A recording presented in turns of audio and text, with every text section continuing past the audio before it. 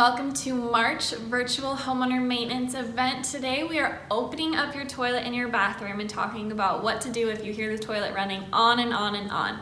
Mark is going to open it up, talk about flappers, talk about all that fun stuff. Be sure to participate, ask us questions, and as always you'll be entered for a chance to win a Home Depot gift card. And with that, I will hand it over to 5-Star Mark. Thank you, Katie. That's fantastic. The first thing I want to say, this particular home we are in, we're out here in Cedar Crossing. Absolutely gorgeous. It's a beautiful day for spring. Yeah, we got wind blowing, but absolutely temperature-wise, it's gorgeous. Beautiful home. You might want to pan around and look at this home. It is absolutely, I would love to have this home myself. I know my wife would definitely love this home. Everything's on a single level. I don't know the square footage or anything, but it's absolutely gorgeous. Fantastic home. Great news, brand new, perfect to look at. The bad news, it's sold, unfortunately. So just throwing that one out there. They seem to be going very fast. So, as Katie talked about, we're going to deal with the concept of those fun issues of the toilets and bathrooms and concerns of that nature. We had a question last time about, well, hey, my toilet runs and the flapper sticks up and this happens or this happens. The tidy bowl man, he's sunk in his boat and there's all kinds of problems. So hopefully we can address all those. We'll see if we can do on that. One thing on a personal note by me, I've noticed this on one particular time when my own home, I used to throw in these nice discs. They were these nice discs from a particular company, and it talked about you can have chloride or a self-cleaning bowl scenario happening. You throw this thing in the tank and it would slowly dissolve. The bad thing was, it was such a high concentrate, it started to dissolve the flapper portion of the particular toilet assembly, which was a tough deal. So then I ended up, I ended up replacing those parts, and that's the thing you really don't want to do. So be careful of those types of things if you're going to add issues to the toilet tank to keep the bowl nice and smelling and this kind of thing, or self-cleaning. Everybody wants and have that understanding. So, all right, let's go on.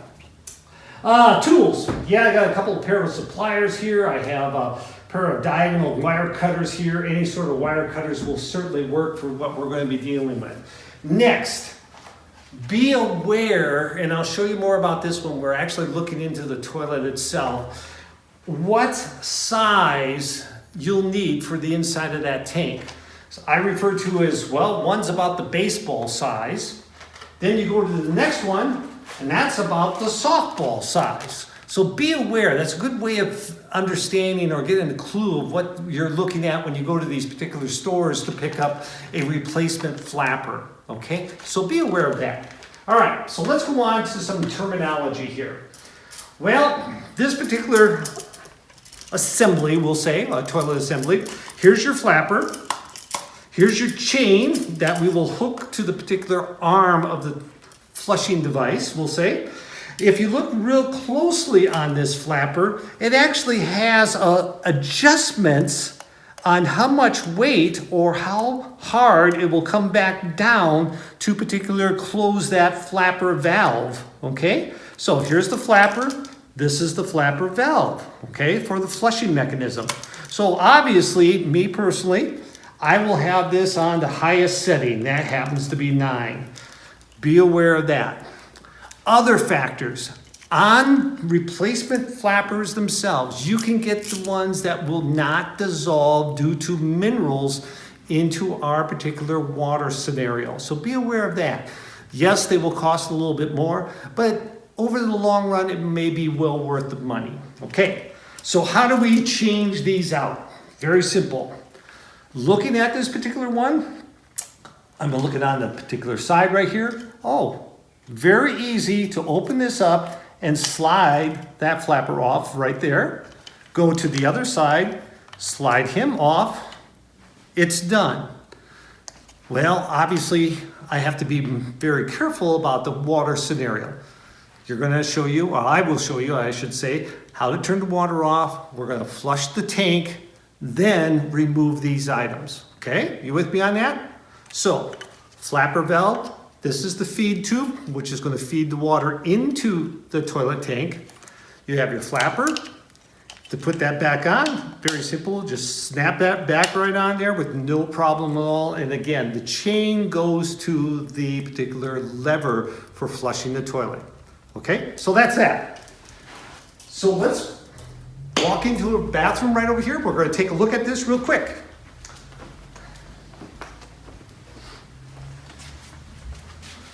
Beautiful full bath here, by the way. I got a nice vanity. Great for kids, those types of things. You got a full shower, you got the tub, the whole 9 yards here.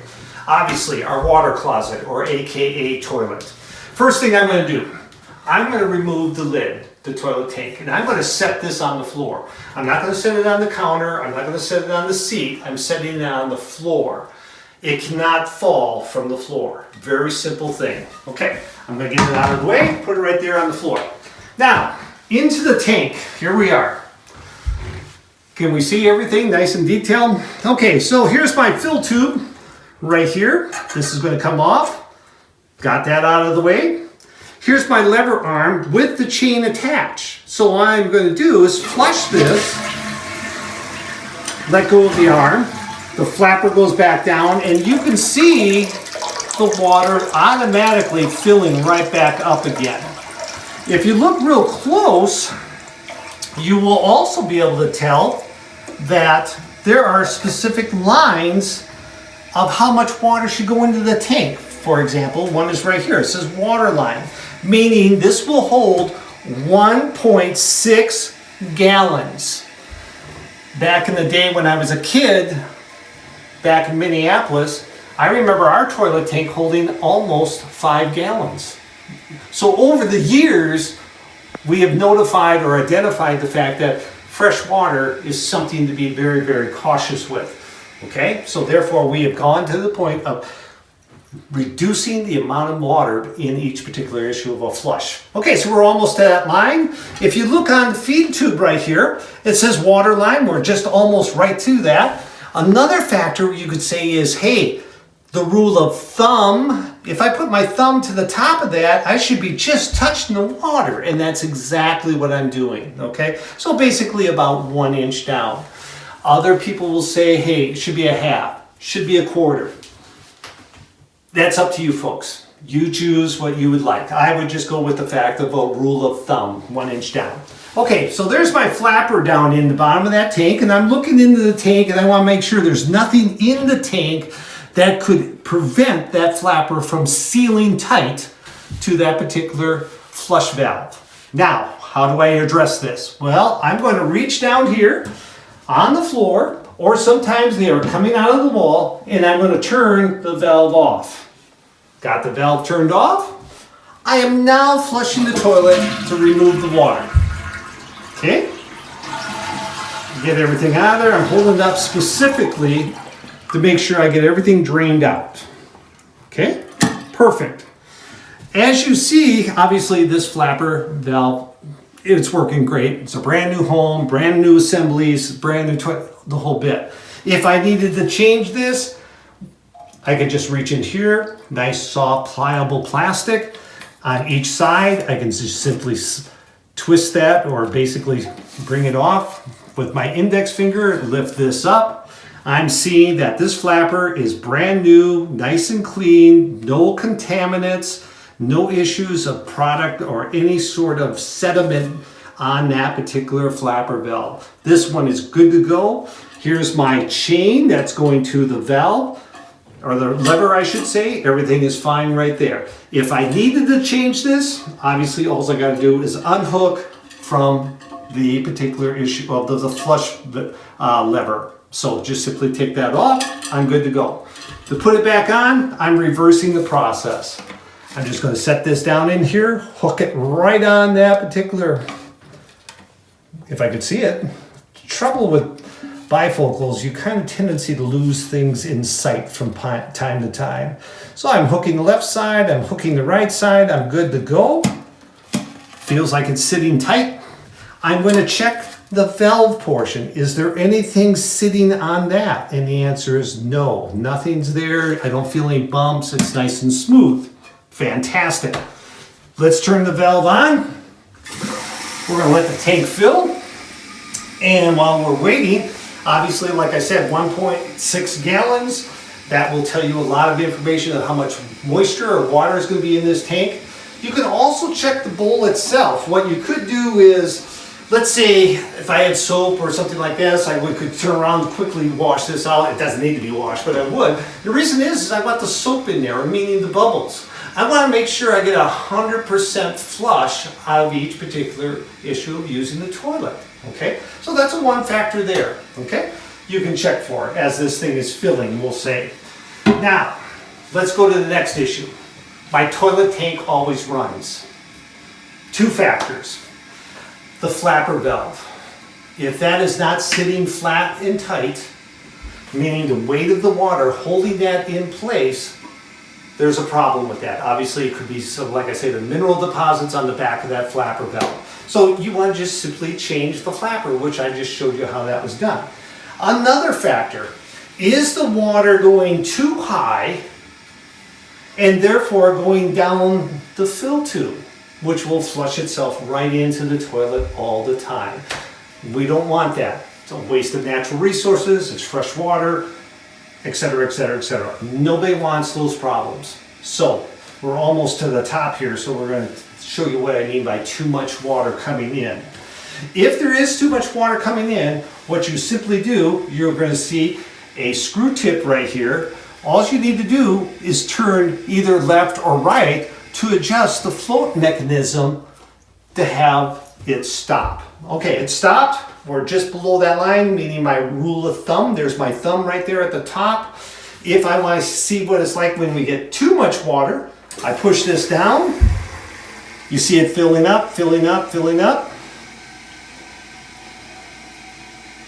And right at this point, here is that running water. You can hear it. Obviously, you don't want that. If I have that problem, I would adjust this so the float mechanism will kick off earlier. Okay? Seeing that everything is working correctly, the float drops, the flapper's in place. Notice I didn't hang on to that lever a lot. I just got it to start, pop the flapper up. It will give you sufficient water to make a clean flush for yourselves. Okay? Any questions on this particular thing? Obviously, you contact us at CBH. We have a question, Katie is telling us. Yes? Where is the best places to buy replacement flappers? Best place?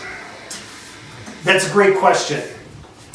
I'm a person of dealing with, if you drive a Ford truck, are you going to buy General Motors parts to put in this truck?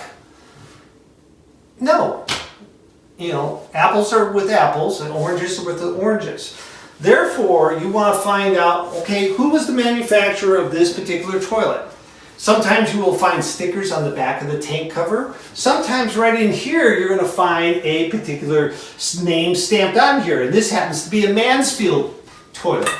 So check out the old Google thing on super phones that you guys use all the time. I don't. I'm the old guy. I'm looking for Yellow Pages. How that works out for me.